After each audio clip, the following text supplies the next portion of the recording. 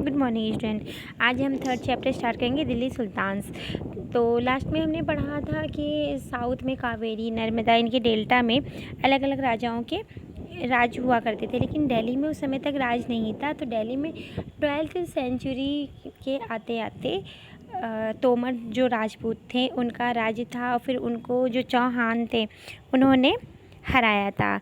तो जो 12वीं सेंचुरी में उस समय दिल्ली में धीरे धीरे ट्रेड मर्चेंडाइज मीन्स जो व्यापार होता है वो डेवलप हो गया था, और वहाँ पे जो प्रॉस्परस व्यापारी थे जैन, वो आ गए थे और वो बहुत सारे हुआ करते थे। उन्होंने बहुत सारे मंदिरों को भी बनवाया था, और यहाँ पे वो एक तरह के सिक्के जो ढाले जाते थे, मतलब बनाए जाते थे कॉइन्स, उनको बोलते थे डेलीवाल। ठीक है, तो याद रखिएगा डेलीवाल जो है कॉइन्स का नाम था, जो उस समय बहुत ज़्यादा चलते थे।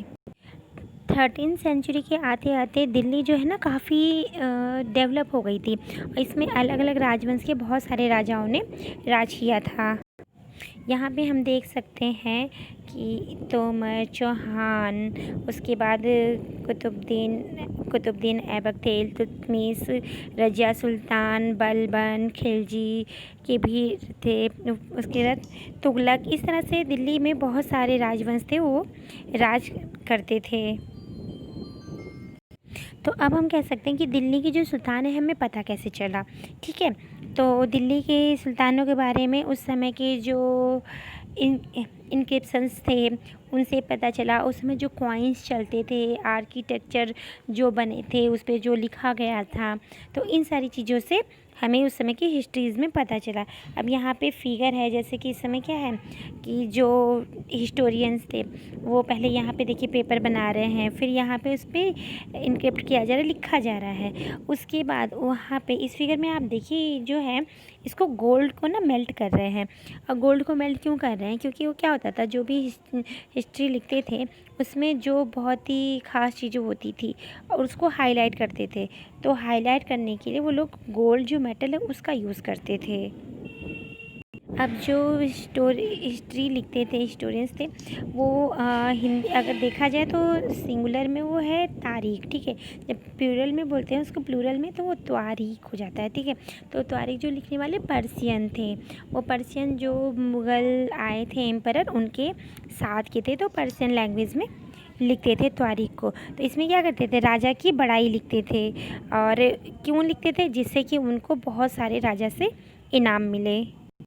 अब यहाँ पे देखिए आपका लिखा है सर्किल ऑफ जस्टिस। अब सर्किल ऑफ जस्टिस क्या है? ठीक है, तो इसमें जो है फ़ख्र ए मुदव्विर, ओके, वो एक हिस्टोरियंस थे। इन्होंने क्या लिखा था 13वीं सेंचुरी में? इन्होंने लिखा था कि जो किंग है वो विदाउट सोल्जर सर्वाइव नहीं कर सकते हैं, और सोल्जर जो हैं उनको क्या चाहिए? उनको सैलरीज चाहिए।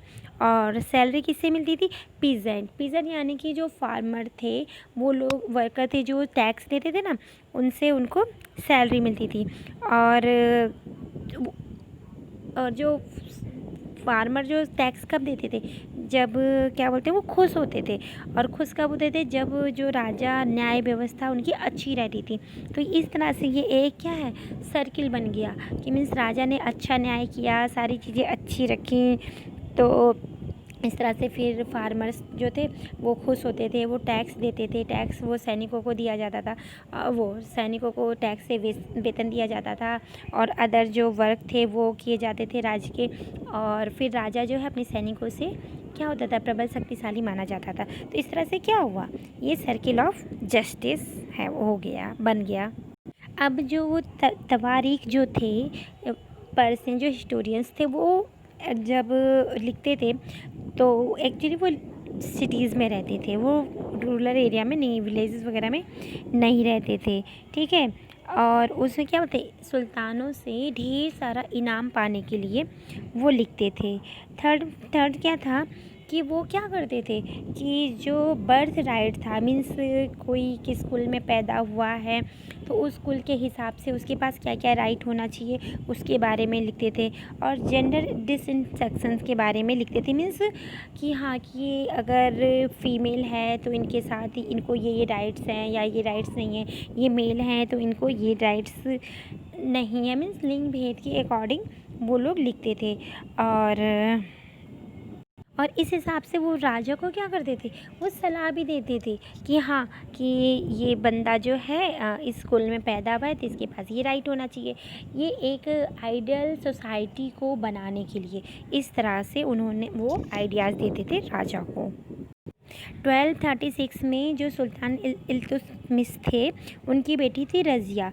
तो जो रज़िया थी वो अपने जो भाइयों से ज़्यादा सक्षम थी, ज़्यादा योग्य थी। तो इल्तुतमिश ने क्या किया, रज़िया को राज दे दिया। तो इससे क्या था, वहाँ की प्रजा खुश नहीं थी और वहाँ के जो दरबार के लोग थे वो भी खुश नहीं थे, क्योंकि उन्होंने शुरू से यही सोचा था कि मेल जो है हमेशा डोमिनेंट रहेंगे, मेल के अंडर में ही फीमेल रहेंगी, लेकिन उनको एक क्वीन पसंद नहीं थी। ठीक है, तो इसलिए जो रज़िया है, रज़िया सुल्तान, उनको 1240s में हटा दिया गया था राज्य से। एक हिस्टोरियन थे मिन्हाज सिराज, ठीक है। तो उनका सोचना था कि जो रज़िया सुल्तान है, एक तो वो क्या है, लेडी है, ठीक है, और लेडी और ये जो समाज है पुरुष प्रधान है। तो अगर वो लेडी हो के भी अगर भगवान ने उसको, गॉड ने उसको इतना ज़्यादा होशियार बनाया है तो कोई फ़ायदा नहीं, इतनी अच्छी एक्सीलेंट क्वालिटी होने का उसको कोई फ़ायदा नहीं, क्योंकि क्या है, वो लेडी है, यानी कि एक लेडी होकर के वो राज नहीं कर सकती है, ठीक है। और दूसरा उसने कहा था कि ये मेल नहीं है, तो इसलिए इसके अंदर तो ये क्वालिटी होनी ही नहीं चाहिए थी, ठीक। और ये सारी बातें क्या बताती है, उस समय की लिंग भेद की, कि मेल और फीमेल में कितने ज़्यादा भेद हुआ करते थे, ठीक है। और ऐसे ही साउथ में अगर देखा जाए, साउथ का जो वारंगल इलाका है वहाँ पे एक रानी थी रुद्रमा। तो जो रुद्रमा देवी थी उन्होंने क्या अपने आप को मेल दिखाया था, ठीक है। तो जैसे रज़िया जो थी वो क्या करती थी, वो तो फीमेल ही दिखाई थी। उन्होंने कई जगह जो सिक्के चलाए थे, कई जगह इनक्रिप्शंस थे, उसमें लिखाया था कि इल्तुतमिश की जो बेटी है, ठीक है। लेकिन जो रुद्रमा थी उन्होंने बताया था कि नहीं, वो एक मेल है, ठीक है। इसी तरह से कश्मीर में एक रानी थी और उनको रानी दिद्दा कहते थे। तो दिद्दा जो वर्ड है वो दीदी से निकला है, तो दीदी मीन्स बड़ी बहन।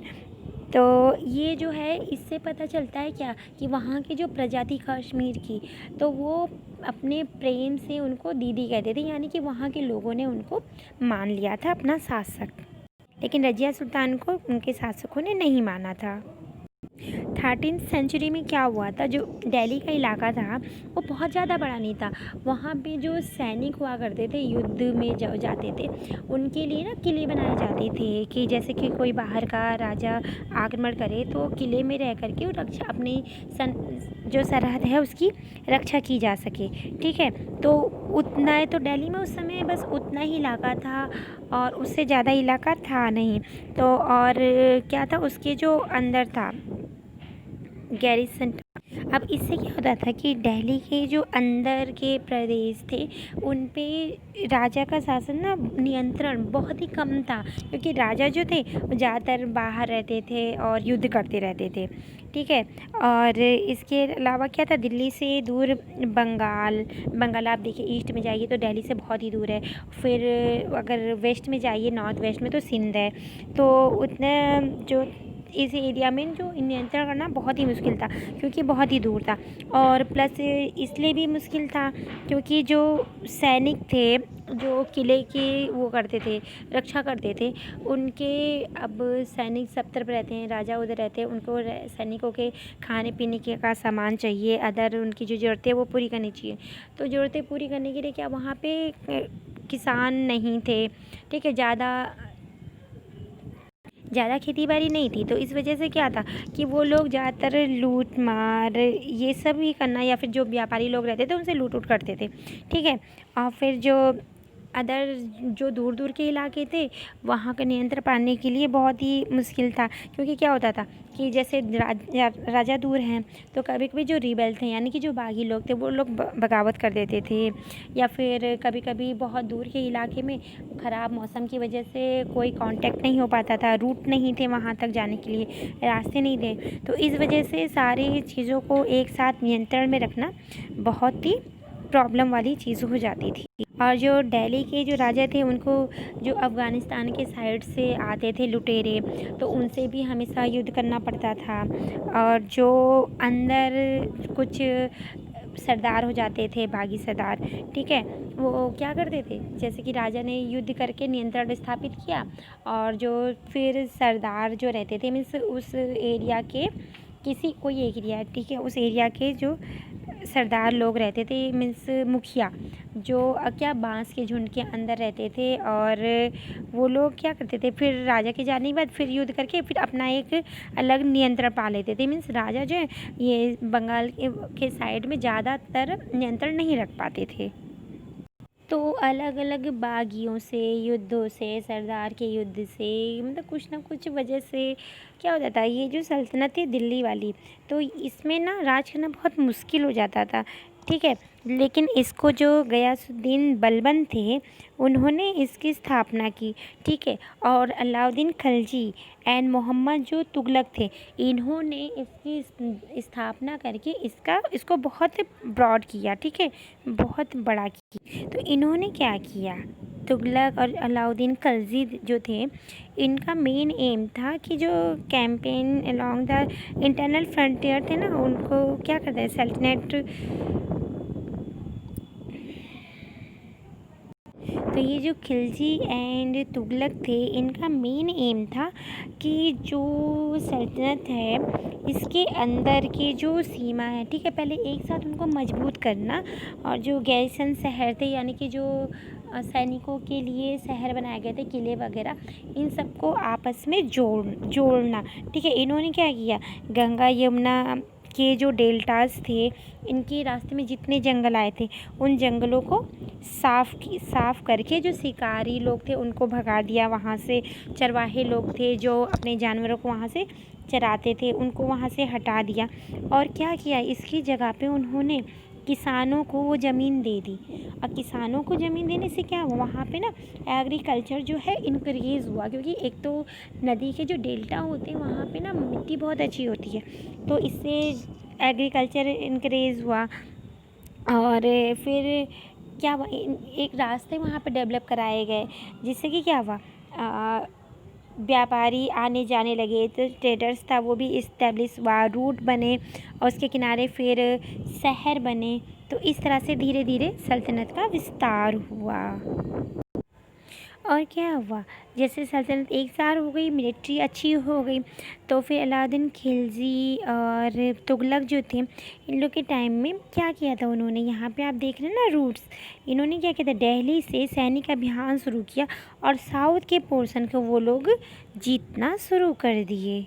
जो मोहम्मद तुगलक था उसके टाइम तक लगभग सारा जो साउथ इंडिया था वो उनके कब्ज़े में आ।